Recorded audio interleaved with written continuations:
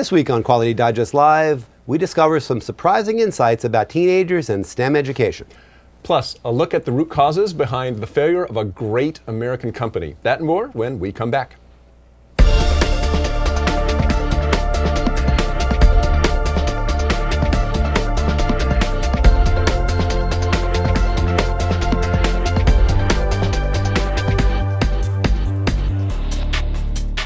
Today's sponsor of Quality Digest Live is TuveSud. TuveSud America's upcoming free webinar teaches the essentials of CAPA. Find out more at tuvamerica.com/root cause webinar. Welcome back to Quality Digest Live for February 10th, 2012. QDL is your weekly look at who and what is making the news in the world of quality. I'm Mike Richmond, publisher of Quality Digest. And I'm Quality Digest Editor-in-Chief, Dirk Ducharme. Well, we have an interesting news story this week that comes from Direct Dimensions. 3D measuring experts from Direct Dimensions, working with Bernard Fischer of the University of Virginia and the Virtual World Heritage Laboratory, have virtually reconstructed a marble statue of the 1st century Roman Emperor Caligula. Caligula. Did I say that right? You Caligula. did. Caligula, that's it. That's him. But Fischer, by the way, is the founder of the Rome Reborn project, whose goal is to recreate, to do 3D digital models of that illustrate the urban development of ancient Rome from about 1000 BCE to the early Middle Ages. So it's a pretty ambitious project. For this particular project, working with Direct Dimensions first traveled to the Virginia Museum of Fine Arts, where they scanned the Caligula sculpture with a laser line scanner mounted on a ferro arm. They scanned the entire sculpture with an accuracy of about 0.1 millimeters and a resolution of nearly 0.25 millimeters.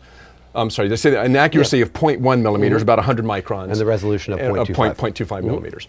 And then using Metrix, Polyworks, Modeler software, and ZBrush software, they set about reconstructing the entire statue since bits and pieces were missing.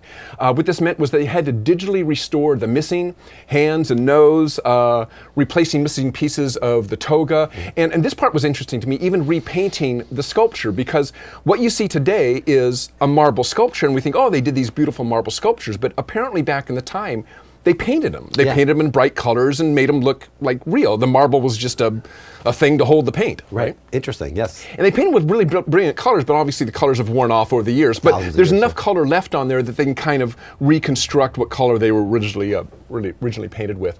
So the interesting bit for me about this is that Fischer and his team had to research what all the missing bits might have looked like, what position maybe the hands should have been in, because hands were, if you look at statue, their hands are usually in a typical kind of position, particularly for emperors and that sort of stuff, what kind of colors they might have used. And all this was then fed back to the Direct Dimensions team so that they could virtually reconstruct and put together a final 3D model of Caligula. That's cool. Yeah, it's pretty cool stuff. I love this scanning. You love the 3D scanning. It's your. And I don't care if you guys don't like it or not. I'm still going to cover it. You love it. I love it. Right. We all love it. Hey, that's great. Well, thanks, Rick. Thanks. Well, from 3D scanning, we turn to a piece showing off yet again the value of standards. Mike Toffel, a leading management systems expert and an associate professor of business administration at Harvard Business School, recently spoke about the value and importance of ISO 9001 and other management system standards. And we talk about this a lot. Sure. This is interesting that there are some values to this that are not maybe readily apparent, and Professor Toffel got into this a bit. Now, Toffel, who was interviewed by businessassurance.com, and that's an online management system community sponsored by LRQA, Lloyd's Register Quality Assurance. So Toffel spoke in particular about ISO 9001, ISO 14001, and SA 8000. He's conducted several studies looking at the results of certification for various organizations. Toffel's conclusions: although many organizations originally register to a standard for the purposes of winning and keeping customers, those that get the most out of the registrations are able to see beyond the basic sales and marketing benefits. Hear this all the time. Sure. Yeah. You get it, you feel like you have to, your customers want you to get it, but those that get beyond that and really get the value out of it are the ones that understand that you got to do more. It means more than just something on the wall. Right. Now, here's a quote from the interview in which Toffel talks about a study he co-authored on the efficacy of ISO 9001. Adopters realized faster sales growth, employment growth, and were more likely to survive several years later, all compared to the control group over the same period. I like that, more likely to survive. Hey, in this age, in this economic age, survival many times is success, right?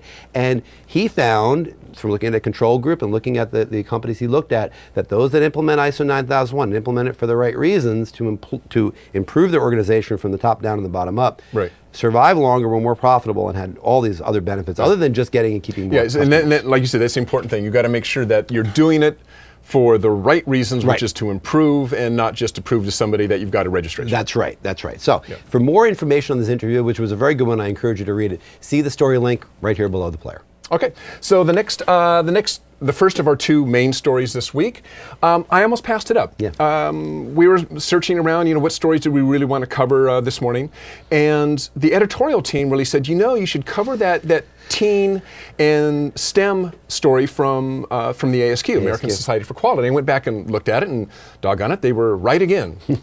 As they always know are. more than the boss. Imagine. So this article is from the ASQ. The headline: Teens see the value of STEM jobs. And for those of you who aren't familiar with STEM, that's science, technology, technology, engineering, and math. And this is a program across the United States for building up an excitement and knowledge about STEM topics within junior high and high school, so that hopefully they go on to want to study technology once they go into college. Mm-hmm. So teens see the value of STEM jobs, but they're concerned they won't measure up. So this was a study conducted by the ASQ with Harris Interactive doing the polling. It looked at 713 youths from 6th grade to 12th grade, and this is important as we'll see, 327 parents of children who are from 10 to 17 years old. Here's some of the findings. Some of these aren't real surprising, some of them are. Kind of on the upside here, 34% of the youths said that they were interested in professions like becoming a medical doctor. 26% said they were interested in engineering topics. So that's about 60% interested in those type of fields. There were a few more, 19% teachers, 17% lawyers. No lawyer jokes. 16% entrepreneurs, 11% sales and marketing, 11% counting, and I think like 0.001% publishing. Really? Yeah. What a guess. Who would have thought that? Publishing, come on, it's happening. But there's a strong interest in STEM. So basically there's a strong interest in STEM. Now, there are some concerns. Now remember, you're hearing the youth talking here, so this is what the youth are saying. What they're saying is, well, there's barriers to us going into STEM-related topics when we go into college. Here's some of the barriers. 26% that the cost and time to get a degree in STEM is too high compared to other subjects. In other words, for instance, a liberal arts degree, little less expensive. Liberal arts colleges might be a little less expensive, or the program itself, easy to get in and out in 4 years perhaps, than an engineering degree or a medical degree, right? Their grades in STEM subjects, such as math and science, aren't good enough. So they're concerned that even though they're interested in going here, I don't know if my grades are going to get me into the college of my choice.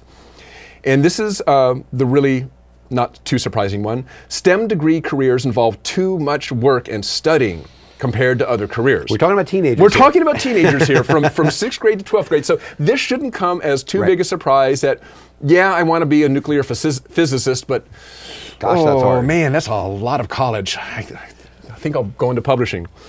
That journalism degree, man, it's going to come into, I'll make that 4-figure salary. But here to me is here's really where the crux of this article, this is where the article grabbed me. So remember, they also talked to the parents, and they were talking about the youth and parents stumbling blocks to studying and getting more involved with STEM-related programs. So they asked them things related to, well, how much do you study? Well, about 50% of the students copped to the fact that, yeah, I spend about half my time on the computer when I should be doing my homework. Right. Okay, no big surprise. All of us have been there. Every student does that. Every kid in school would rather be watching TV or being on the computer. This is the one that got me. Parents. 54% of parents, 327 parents, 10 to 17-year-olds, 54% of parents say that their child is spending more after-school time on their computer than on schoolwork. So more than half of the parents are saying that their kids are not doing what they're supposed to be doing. Yeah. They know about it. They know about it. And they're not doing anything about it. Yeah, exactly. I mean, to me, it's like, well, I mean, this also doesn't come as too much of a surprise, but it is kind of a disappointment, is we have this need, we talk about this a lot, we have this need for youth to be involved in science and technology. and parents want their children to succeed no matter what field they go into, and yet 54% of the parents, if I read this right, they're saying, yeah, I can see that my kid isn't doing his homework, but well, you know. What the heck? What a drag that is, you know. Well, I wonder, I want to throw this out. So our email address is qdl@qualitydigest.com. So I want to hear a big amen from you when I say that parents, maybe it's your job to make sure your student, your child is maybe doing their homework and not playing on the, you know, let them finish up with the computer, let them finish up with their homework and then watch the computer or watch TV. Yeah. Can I get an amen? Amen. QDL at qualitydigest.com? Well, my question is, my sense of it is that this isn't the way it is in many other countries. That countries, you know, in some Asian areas, perhaps. I don't want to stereotype. I don't want to do, you know, say that this is true. But the sense of it is that there's more of an urgency of parents to make sure their kids with the potential to get into STEM focus on that. That's an interesting point. I think, and I'm part of this culture, so I know there's a tendency as a parent. You know, I want my kid to be happy. You want to be indulgent. Yeah. I mean, we've got the cars. We've got the nice house. You know, my kid's in a good school. You know, I want them to be happy. I don't want to like be laying this trip on them. No, do your homework like my dad did. But if you don't, it's kind of, you're really shortchanging them in the end anyway. That's the thing. I mean, you talk about happiness, and happiness really revolves around a lot of things. But leisure isn't necessarily the key to happiness. Right. The key to happiness is, I think, is fulfillment. And if kids don't get that push that they need at that age, kids need a push, let's be honest. Right. They don't get the push they need. They may not get the opportunities that they want later in life. They may not be fulfilled. So happiness, fulfillment, I don't know. It's interesting. It's an interesting story. Yeah. There was a couple other things I just want to touch on. Girls and STEM. Right. So this is a topic that we hear about quite frequently, is, are girls being exposed in the same way to science and technology and math as boys are? Some interesting things out of this study. This is among girls and boys ages 16 to 18. Sorry, young men and women ages 16 to 18. 30% of girls strongly agree that math is their most challenging subject, compared to 19% of boys. We've heard this figure before.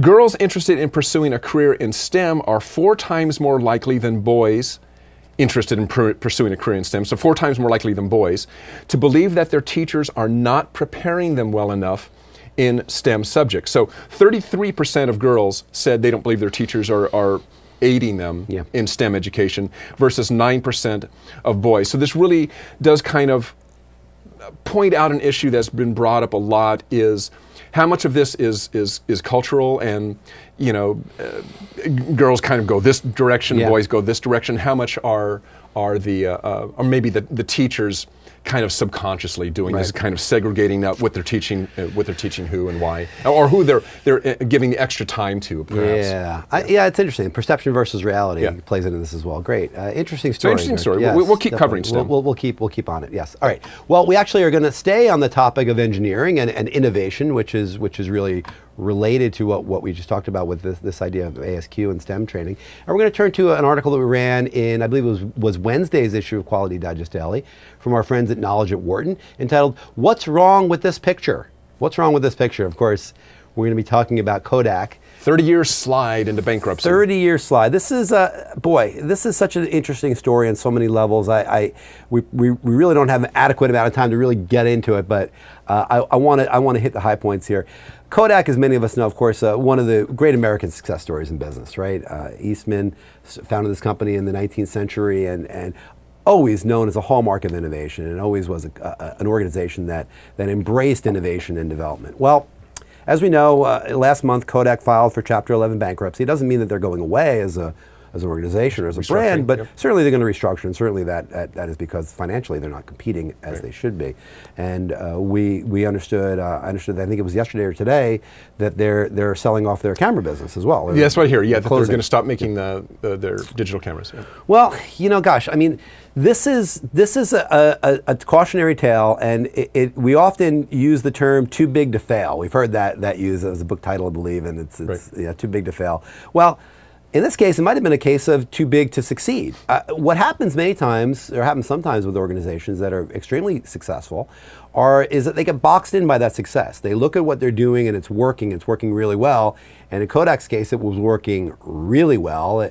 In this article, Knowledge of Wharton quotes that they were making 80% profit margins on their film business. That's unbelievable. That's huge. That's huge. So as a consequence, of course, any company would love to have a product line where you have that sort of a margin, right? But that boxed them in. That made them get to the point where they said, well, gosh, we can't do anything going forward with innovation that's going to threaten our film business, because if we do, we're going to kill the hen that's laying the golden eggs, right?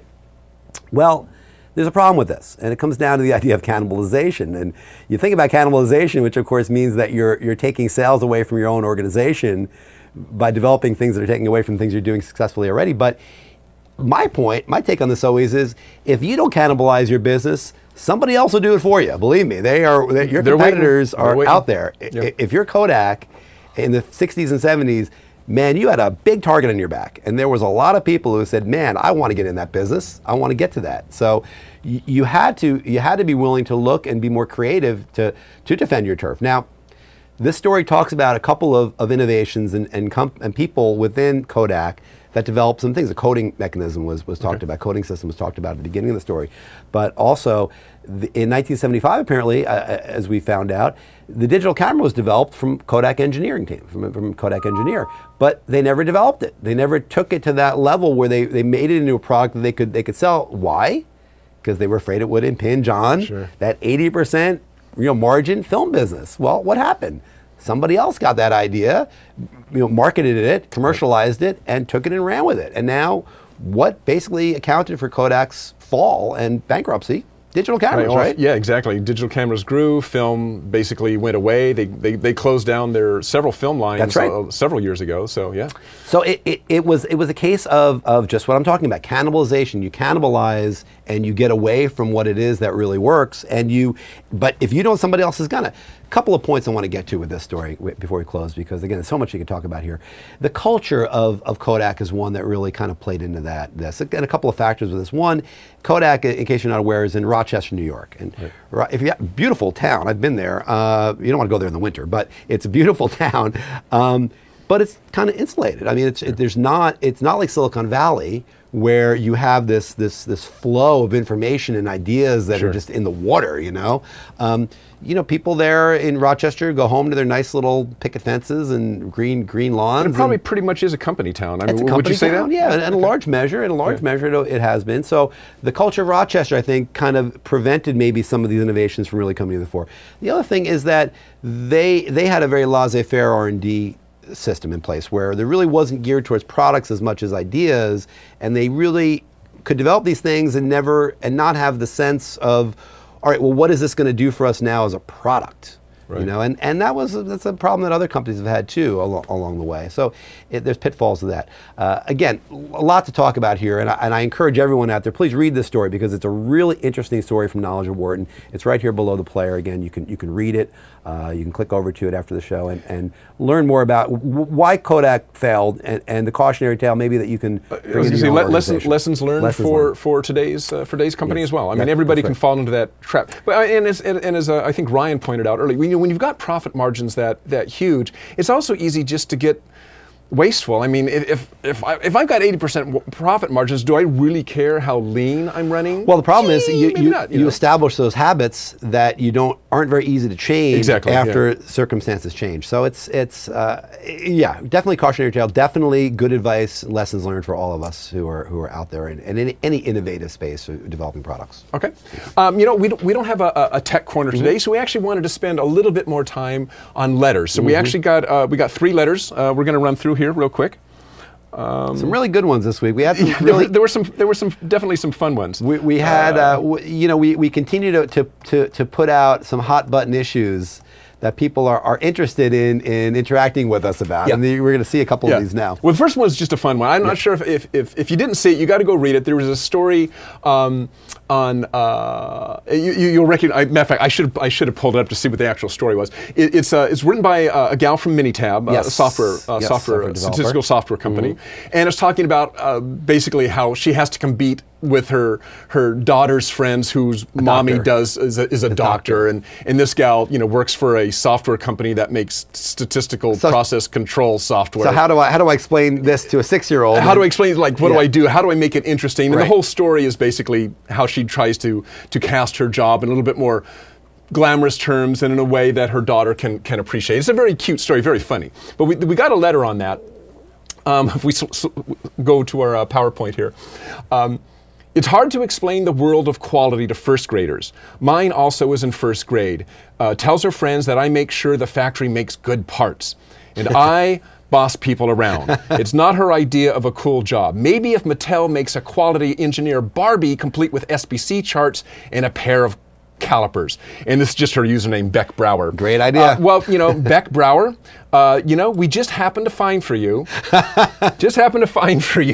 And this is the software engineer Barbie.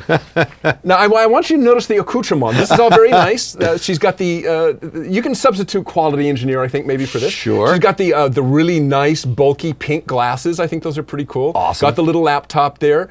I'm not sure I'd be walking around the manufacturing floor with these skin-tight Lycra pants. I think you'd probably be a safety hazard, but I don't give it a try. I wouldn't have mind. Hey, our quality engineer, his name was Fred. You wouldn't want him wearing that. You would not want him wearing what this gal is wearing. But Barbie, I would, if she showed up like that, I'd say sure, go for it. Heck yeah. But they do need some, they always accessorize the Barbies. And I think for the quality Barbie, they should have maybe a ferro arm. You get a big nice Zeiss, Zeiss CMM. Sure, absolutely. Like a laser tracker. Every Barbie needs one of those. I'm down for that. And that's a great idea. That's what I'm saying. All right. Well, thank you, Beck Brower, for that contribution. We like that. We listen. All right. Okay. There was another article that we won't go into too much. It had to do with supply chain interruption due to global warming, climate change. And due to climate change. Sorry, climate change. Right. And basically, it was written from the perspective of insurers and how insurers are concerned enough about this because they see the chance to lose money. Because obviously, when you have a tsunami go in, or you have high tides, or tornadoes, or anything that at least they believe is being caused by global warming, that this is going to affect their bottom line. So that's basically what that story is about. However, our good friend Bill Levinson always finds a way to spin something positive for Ford. Henry Ford. Remember, the game 7 Degrees of Separation? That's right. Kevin Bacon? Yep. Bill Levinson can do that with Ford. Name anything, and Bill Levinson will find a way to tie it into Ford. I think it's more like 1 degree, actually, in case of Bill. Ford created the world. 1 degree of Henry Ford. So I think Bill Levinson would say Ford rocks. That's what I would say. That's right. Okay, anyway, this was his take on the story, which I thought was really interesting. Weather-related risks and natural disaster-related risks are a good argument for bringing manufacturing capability back to the United States. One of Henry Ford's policies was apparently to be able to make any part his company purchased in case the manufacturer went under for any reason. Ford, incidentally, had a logistics system that could reroute shipments, that is, in other words, to avoid a flooded-out rail line, to prevent shortages at any of his factories. And I think what the subtext of what Bill is saying here is that, look, if we bring manufacturing back to the United States, we have control over the infrastructure. Right. We can make sure that in California, all of our buildings are built with seismic doodads in them to keep them from collapsing in an earthquake. Yes. And after something like Katrina, after the fact, we can go back and say, okay, well, maybe we need to do this, that, and the other to make sure this doesn't happen again. Sure. We have control over our own environment, whereas we don't have control. And more control. Environment, yeah. More control over and by environment, I don't mean weather environment, I mean infrastructure, than we do over the infrastructure of another country. Well, and I think that's kind of his point. It's his point. And Ford was a proponent of the shortest possible supply chain lines, right. and as is Bill. And it does make a lot of sense within the context of this, of having to ship stuff across an ocean, either by plane or by boat. Right. So, really point well taken from Bill there, and I think a good comment on that piece. Okay, now we're going to try something we haven't tried before. We had a question from a reader. We had a question from a reader last week, and it came in, we had an interview, as many of you may recall, we had an interview with Dale Hallerberg of TUV Rhineland last week, and Dale spoke about a number of things, Medical Device Directive, IEC 60601-1, and we had a question that came in right at the end of the interview. We did not get it on the air with Dale. So Thank you for calling TUV we have the opportunity where, as you hear, we're trying to reach Dale right now. Wait a second. I got to dial his extension. We wanted to again get Dale on the show so that he can answer the question personally and give you his response. So hopefully we're going to be able to reach Dale right now. We'll see if this works. This is we're kind of trying this right on the fly. If we get him, great. If Hello, not, Dale. not. Hey, Dale, it's Dirk. Hey, Dirk. Oh, great, this worked. We thought we were going to have a Geraldo Rivera moment here. No trouble. Hey, Dale, well, thanks for coming on the line. We did have as I mentioned earlier to you when we were talking, we had an email from a reader that had a question regarding a couple of the ISO standards you brought up last week. Yeah. And I just want to run that question past our readers so they can see it and then let you respond to it. All I have to do is find my slide here. Hold on one second. Okay, so this question was from Kim Niles. A comment regarding ISO 60601 using ISO 60601 using, I guess, ISO 14971 as a process-based risk management standard. A bad idea. I see ISO 14971 works good for product risk management, but is very misleading for process risk management. The FDA site has some guidance, but it's also just product-oriented. It's all very weak. So how would you comment to Kim on that? Well, I think that the listener has noticed an excellent point and made an excellent point. I would say that if I gave the impression that ISO 14971 was a process evaluation standard, then I'm sorry about that. That was a mistake on my part, perhaps. What I meant to say is exactly what your listener has noted, is that it is a product-based standard. So it's really the standard to help you apply risk management to a particular product and the development of the product. So where the process portion links together with the product portion is it's the process of development of that product that I would say is part of the 14971 evaluation. But it does have to be aimed at a specific product. Okay, so would companies, and I'm just spitballing here, would companies still really be looking at something, in order to control their process, still be looking at something like ISO 9001 or something along those lines? Yeah, I definitely think so. I think that the 14971 risk management standard for medical products has to be kind of incorporated into your quality system or by reference from your quality system. It's certainly not a replacement for it. It's a complement to it for medical products. Okay, Dale. Well, thanks for clarifying that for a reader, and thanks for coming on to the show once again to clear that up for us. And Kim, I hope that answered your question. If not, write us back, and we'll get it over to Dale, and he'll explain a little further. Take another whack at it. That's right. Great. Okay, thanks, Dale. All right, guys. Thanks, Dale. You're welcome. Talk to you Thank soon. you. Bye-bye. Bye-bye now. Okay, great. Thanks, Dale. Thanks, Jared. Okay, well, before we close the show, we have a reminder for you. We have a TechnorazziLIVE coming up next week from this Tuesday, the 14th. That's going to be with Carl Zeiss Industrial Metrology, and it's Tuesday, February 14th. Right.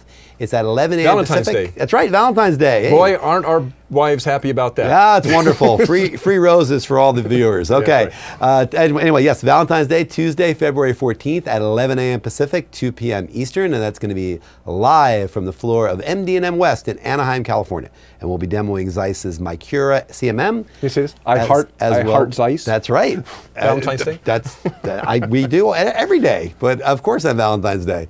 But yeah, we're going to be doing Zeiss's Micura CMM as well as their Surfcom Flex portable surface measuring instrument. And if you want to sign up for that, right below the player here, you can have a link that you can sign up for that. To our landing page, and you can sign up. And you can sign up for it and check us out on the 14th. Also, interesting story coming up next week. Not sure which day, but it is coming up. Tuesday or Wednesday, I think. Probably. Faro is offering a 3D documentation conference, which deals basically, as the name suggests, on 3D documentation. But one interesting aspect of it is they have, as one of their speakers at their conference, an intellectual property attorney. Because it turns out, wouldn't you know it, that once you start having a cool technology out there for a while, the suits get involved. Of course. The suits. And both legal and, otherwise sartorial.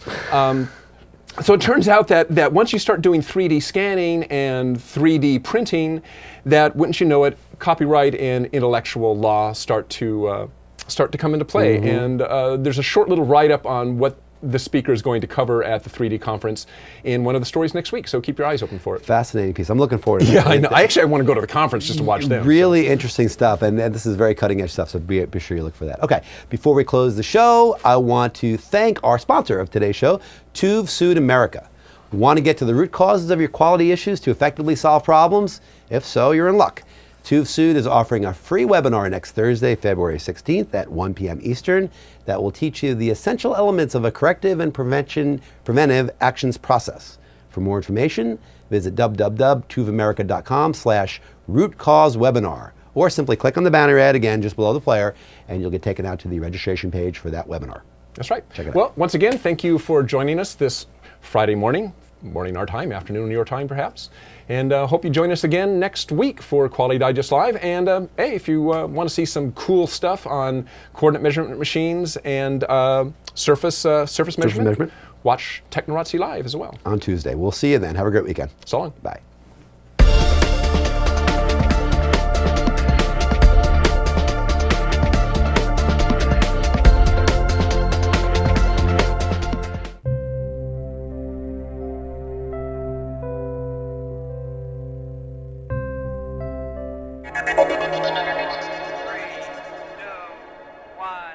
Fire.